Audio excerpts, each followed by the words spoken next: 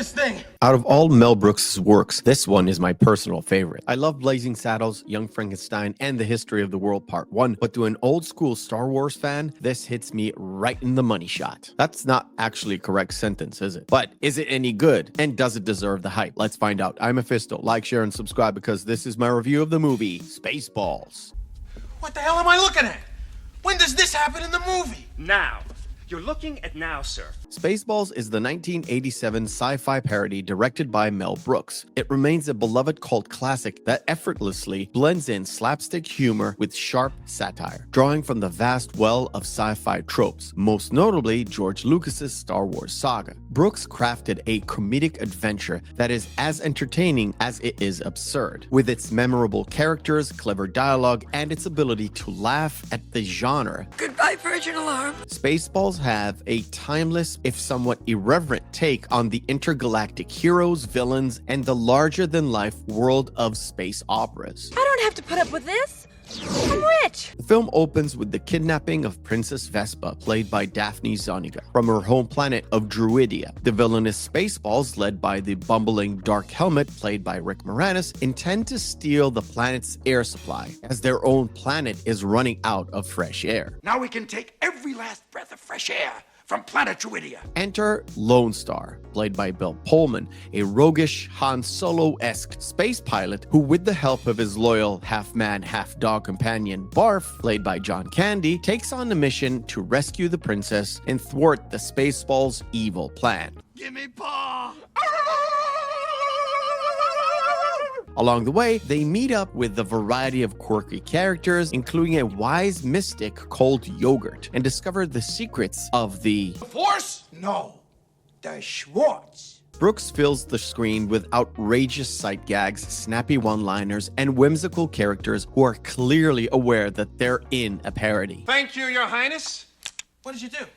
I turned off the wall. Wait, didn't you turn off the whole movie? I must have pressed the wrong button. This self-aware approach to comedy was a part of what made Brooks such a master of the genre, especially in the 80s. But what sets Spaceballs apart from other spoofs, however, is that it doesn't merely mock the films it draws from. Instead, it celebrates the absurdities of the genre while poking fun at it. And I see your Schwartz is as big as mine.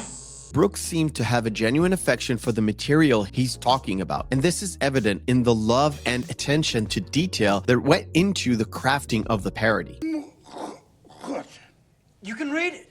No, I was just clearing my throat. Brooks on his own is a comedic genius, and Spaceballs is another shining example for the mastery of his parody. He takes your familiar tropes and exaggerates them to an absolute absurdity, and the humor, although often slapstick, is a delightful mix between lowbrow and clever wit, all in companion with sight gags, witty wordplay, and sharp jabs at pop culture. Radar about to be Shit! And when I say sight gags, the film's visual comedy is particularly strong. In one of the most iconic gags, the Spaceball ship's Spaceball 1 is so large that it takes several minutes on camera to capture its full size. Brooks' playful use of scale and perspective is a visual hallmark of his movies, heightening the absurdity and overall over-the-top scenarios. On the writing side, it's the ability to turn a well-worn tropes into comedic gold. For example, the iconic scene involving the Spaceballs' ludicrous speed is a hilarious satire on the old hyperdrive. Sir, we've never gone that fast before. I don't know if the ship can take us. What's the matter, Colonel Sanders? Chicken? And speaking of hilarious, one of the standout features of Spaceballs is the all-star comedic cast. Rick Moranis, best known for his roles in Ghostbusters and Honey, I Shrunk the Kids, is a delightful, over-the-top, villainous, yet inept Dark Helmet. Moranis plays the character with such commitment, and his comedy timing and exaggerated performance both are hilarious and endearing. And his interactions with the rest of the cast, particularly with Colonel Sanders, is a big part of the film's charm. Knock on my door! Knock the next time. Yes, sir. Did you see anything? No, sir. I didn't see you playing with your dolls again. Good. Over on the other side, Bill Pullman, playing the film's hero Lone Star, is a charming yet capable leading man. Of course, it's subtly parodying the rugged Han Solo archetype. However, his performance is a perfect blend of heroism and humor, and particularly when he gets caught up in absurd situations. Pullman's straight-faced delivery, especially in the face of all this ridiculousness, enhances the comedy in the entire film. At last, we meet for the first time for the last time.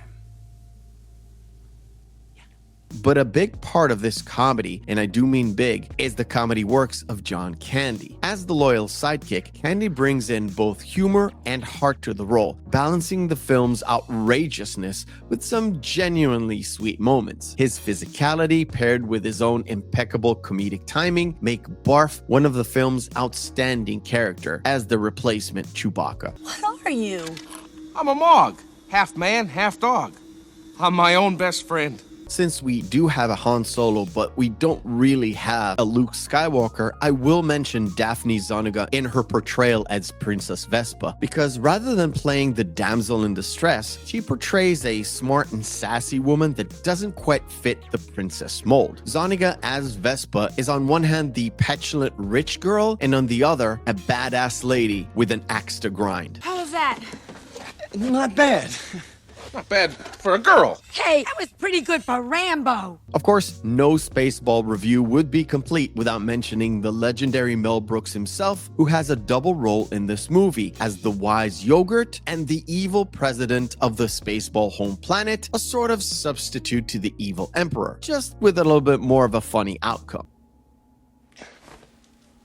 Why didn't somebody tell me my ass was so big? Spaceballs prides itself on the ability to parody Star Wars, but it also takes on other movies in the medium. There are references to other science fiction films like Star Trek, 2001: Space Odyssey, and Alien, of course, with an added layer of meta humor. But Brooks' humor has always been sharp, and in this film, it shows you how he can weave in jabs by the way of Hollywood that created and marketed these films, along with the cult personality that surrounds them. Merchandising, merchandising, where the real money from the movie is made. Although Spaceballs wasn't really an enormous box office hit when it initially released, it's since gained a devoted fan base, becoming one of Mel Brooks' most cherished films. And just like in Blazing Saddles, its influence spanned beyond simple mockery into genuine homage and celebration of the source material. How many assholes we got on this ship anyhow?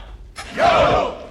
I knew it. I'm surrounded by assholes. You already know I'm going to recommend this movie to watch, but I will tell you one short story. We covered this movie back in the day on our weekly show, and our guest, Andre from the channel Midnight's Edge, told us that when he grew up in Norway, the first Star Wars movie he's actually seen was Spaceballs. So to him, the movie wasn't a parody or a spoof of a sci-fi movie, it was actually a sci-fi movie. Only later on, he realized what Spaceballs was really about. I found that story endearing, and I could really relate because there is an alien reference in it that went over my head when I saw this for the very first time, until I got old enough and watched the original Alien. Tell me in the comment section down below if you have any similar experiences. London!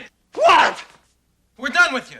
Go back to the golf course and work on your putts. I thank you for watching, and remember, hope is a good thing, maybe even the best of things, and no good thing ever dies. I'll see you on the next video. Check, please.